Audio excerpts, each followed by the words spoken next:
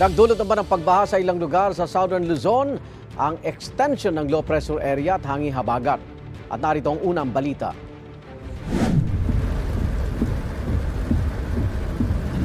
Mabagal ang daloy ng trapiko sa Almeda Highway sa Naga Camarines Sur. Baha kasi sa kalsada dahil sa malakas na pag-ulan.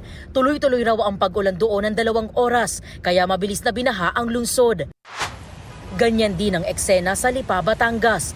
Pahirap ang makatawid ang mga maliliit na sasakyan, kaya ang iba nag-U-turn na lang at naghanap ng ibang madaraanan.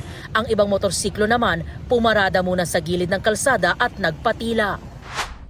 Matinding traffic din ang naging epekto ng pagbaha sa Calamba, Laguna. Hindi kasi madaanan ng ilang lane sa pangunahing kalsada dahil sa tubig. Hindi naman madaanan ng isang spillway sa San Antonio, Quezon dahil din sa baha. Humarang pa roon ng mga sanga ng punong kahoy. Natanggal din kalaunan ang mga nakaharang at nadaraanan na rin ang lugar ayon sa San Antonio Municipal Disaster Risk Reduction and Management Office. Malakas din ang buhos ng ulan sa Malolos, Bulacan. Naging pahirapan tuloy ang pagbiyahe sa mga motorista lalo't halos zero visibility na sa kalsada. Bumagal din ang daloy ng trapiko roon.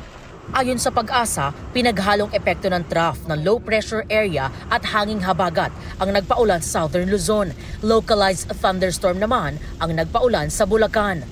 Ito ang unang balita. EJ Gomez para sa GMA Integrated News. Igan, mauna ka sa mga balita, mag-subscribe na sa GMA Integrated News sa YouTube para sa iba't ibang ulat sa ating bansa.